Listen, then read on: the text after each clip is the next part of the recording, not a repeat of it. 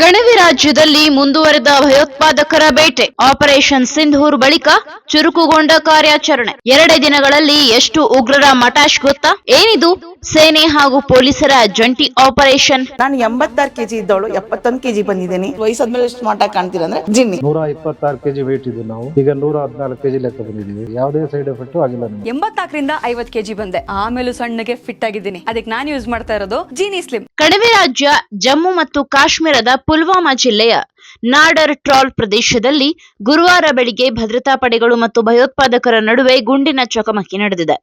Police ಅಧಿಕಾರಿಯೊಬ್ಬರು ನೀಡಿರುವ ಮಾಹಿತಿಯ ಪ್ರಕಾರ ದಕ್ಷಿಣ ಕಾಶ್ಮೀರದ ಅವಂತಿಪೋರಾದಲ್ಲಿ ಭಯೋತ್ಪಾದಕರು ಇರುವ ಬಗ್ಗೆ ನಿರ್ದಿಷ್ಟ ಗುಪ್ತಚರ ಮಾಹಿತಿಯ ಮೇರೆಗೆ ಭದ್ರತಾ ಪಡೆಗಳು ಸುತ್ತುವರೆದು ಶೋಧ ಕಾರ್ಯಾಚರಣೆಯನ್ನ ಆರಂಭಿಸಿದ್ದವು.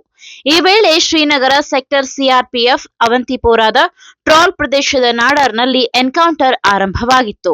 ಆಪರೇಷನ್ ಅವಂತಿಪುರ. ಇನ್ನು ಭಯೋತ್ಪಾದಕರು ಭದ್ರತಾ ಪಡೆಗಳ ಮೇಲೆ ಗುಂಡು ಹಾರಿಸಿದ ನಂತರ ಶೋಧ ಕಾರ್ಯಾಚರಣೆ ಎನ್ಕೌಂಟರ್ ಆಗಿ ಬದಲಾಯಿತು. ಸೈನಿಕರು ಪ್ರತಿದಾಳಿ ನಡೆಸಿದ್ದಾರೆ ಎಂದು ಪೊಲೀಸ್ ಅಧಿಕಾರಿಯೊಬ್ಬರು ತಿಳಿಸಿದ್ದಾರೆ.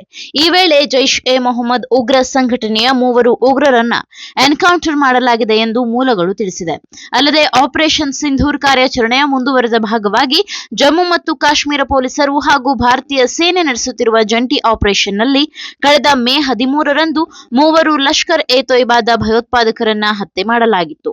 ಇನ್ನಷ್ಟು ಭಯೋತ್ಪಾದಕರಿಗಾಗಿ ಪೊಲೀಸರು ಮತ್ತು ಭದ್ರತಾ ಪಡೆಗಳು ಕಾರ್ಯಾಚರಣೆಯಲ್ಲಿದೆ. ಆಪರೇಷನ್ ಅವಂತಿಪುರ ಹೆಸರಿನಲ್ಲಿ ಕಾರ್ಯಾಚರಣೆ ನಡೆಸಿ ಜಮ್ಮು ಮತ್ತು ಕಾಶ್ಮೀರದ ಪುಲ್ವಾಮಾ ಜಿಲ್ಲೆಯ ನಿವಾಸಿಗಳಾದ ಆಸಿಫ್ ಅಹ್ಮದ್ ಶೇಖ್, ಅಮೀರ್ ನಜೀರ್ ವಾನಿ ಮತ್ತು ಯಾವರ್ ಅಹ್ಮದ್ ಭಟ್ ಎಂಬ ಉಗ್ರರನ್ನ ಬಲಿ ಪಡೆಯಲಾಗಿದೆ. 2 ದಿನಗಳಲ್ಲಿ 6 ಭಯೋತ್ಪಾದಕರು ಬಲಿ. ಈಗ ಮತ್ತೆ 3ರನ್ನು ಭೇಟಿಯಾಡಿರುವ ಸೇನೆ ಹಾಗೂ ಪೊಲೀಸರು 2 ದಿನಗಳಲ್ಲಿ ಒಟ್ಟು 6 ಭಯೋತ್ಪಾದಕರನ್ನ ಮಟ್ಟ ಹಾಕುವ ಮೂಲಕ ಕಾರ್ಯಾಚರಣೆಯನ್ನ ಇನ್ನಷ್ಟು ಚುರುಕುಗೊಳಿಸಿದ್ದಾರೆ. ಶೋಪಿಯಾನ್ ಜಿಲ್ಲೆಯ ಕೆಲ್ಲರ್ನ ಶುಕ್ರು ಅರಣ್ಯ ಪ್ರದೇಶದಲ್ಲಿ 3 ಭಯೋತ್ಪಾದಕರನ್ನ ಶೋಧ ಕಾರ್ಯಾಚರಣೆ ನಡೆಸಲಾಗಿತ್ತು.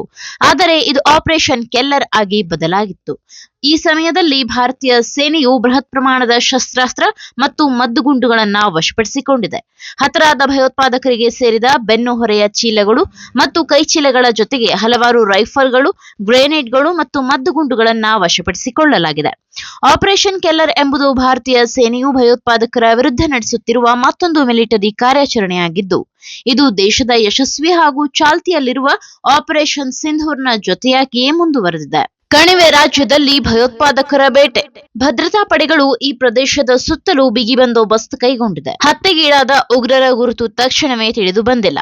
ಏಪ್ರಿಲ್ 22ರಂದು ಪಹಲ್ಗಾಮ್ನಲ್ಲಿ ನಡೆದ ಭಯೋತ್ಪಾದಕ ದಾಳಿಯಲ್ಲಿ 26 ನಾಗರಿಕರು, ಹೆಚ್ಚಾಗಿ ಪ್ರವಾಸಿಗರು ಸಾವನ್ನಪ್ಪಿದ ನಂತರ ಭಾರತವು ಪಾಕಿಸ್ತಾನದ ಭಯೋತ್ಪಾದಕ ನೆಲೆಗಳ ಮೇಲೆ ಆಪರೇಷನ್ ಸಿಂಧೂರ್ ಕಾರ್ಯಾಚರಣೆ ನಡೆಸಿ 100ಕ್ಕೂ ಅಧಿಕ ಭಯೋತ್ಪಾದಕರನ್ನ ಬಲಿ ಪಡೆದಿತ್ತು. ಅಲ್ಲದೆ 9 ಭಯೋತ್ಪಾದಕ ತಾಣಗಳನ್ನ ಧ್ವಂಸಗೊಳಿಸಿತ್ತು. ಇದರ ಪ್ರತೀಕಾರವಾಗಿ ಭಾರತದ ಮೇಲೆ ಪಾಕಿಸ್ತಾನ ವಿಫಲ ದಾಳಿ ನಡೆಸಿತ್ತು. ಇದಾದ ಬಳಿಕ ಅಮೆರಿಕದ ಮಧ್ಯಸ್ಥಿಕೆಯಿಂದ ಉಭಯ ರಾಷ್ಟ್ರಗಳ ನಡುವಿನ ಸಂಘರ್ಷ ತಿಳಿಗೊಳ್ಳುತ್ತಿದೆ.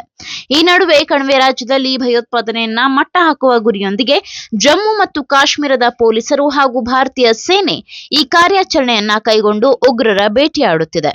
ಈ ಮಾಹಿತಿ ನಿಮಗೆ ಇಷ್ಟವಾಗಿದ್ದಲ್ಲಿ ಈ ಬಗ್ಗೆ ಕಮೆಂಟ್ ಮಾಡಿ, ವಿಡಿಯೋನ ಲೈಕ್ ಮಾಡಿ, ಶೇರ್ ಮಾಡಿ. ನಮ್ಮ ಚಾನೆಲ್ನ ಸಬ್ಸ್ಕ್ರೈಬ್ ಮಾಡದಿದ್ದಲ್ಲಿ ಬೇಗ ಸಬ್ಸ್ಕ್ರೈಬ್ ಮಾಡಿ. ಧನ್ಯವಾದ. ನಾನು 86 ಕೆಜಿ ಇದ್ದವಳು 71 ಕೆಜಿ ಬಂದಿದ್ದೀನಿ. ವಯಸ್ಸಾದ್ಮೇಲೆ ಎಷ್ಟು ಸ್ಮಾರ್ಟ್ ಆಗಿ ಕಾಣ್ತೀರಾ ಅಂದ್ರೆ ಜಿನ್ನಿ. 126 ಕೆಜಿ ವೇಟ್ ಇದ್ದು ನಾವು ಈಗ 114 ಕೆಜಿ ಲೆಕ್ಕ ಬಂದಿದ್ದೀವಿ. ಯಾವುದೇ ಸೈಡ್ ಎಫೆಕ್ಟ್ ಆಗಿಲ್ಲ. 84 ರಿಂದ 50 ಕೆಜಿ ಬಂದೆ. ಆಮೇಲೆ ಸಣ್ಣಗೆ ಫಿಟ್ ಆಗಿದ್ದೀನಿ. ಅದಕ್ಕೆ ನಾನು ಯೂಸ್ ಮಾಡ್ತಾ ಇರೋದು ಜೀನಿ ಸ್ಲಿಮ್.